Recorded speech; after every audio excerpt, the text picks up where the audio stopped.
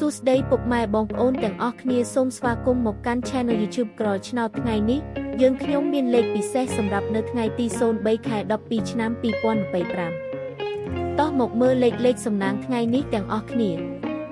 សម្រាប់លេខសំណាងម៉ោង10 30នាទី1 30នាទី4 30នាទីនិង6 30នាទី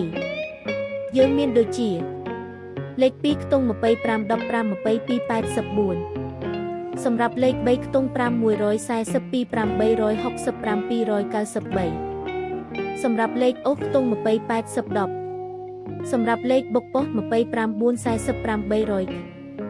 សម្រាប់ពុកម៉ែបងប្អូនដែលស្រឡាញ់ពេញចិត្តលេខទាំងនេះកុំភ្លេចជួយចុច Like Share Subscribe Channel YouTube ក្រឆ្នោតរបស់ខ្ញុំម្នាក់មួយផងដើម្បីទទួលបានវីដេអូថ្មីមុនគេខ្ញុំបាទសូមជូនពរទៅកាន់ពុកម៉ែបងប្អូនទាំងអស់គ្នាសូមសំណាងល្អអរគុណច្រើននិងជម្រាបសំណាងល្អទាំងអស់គ្នាបាយបាយ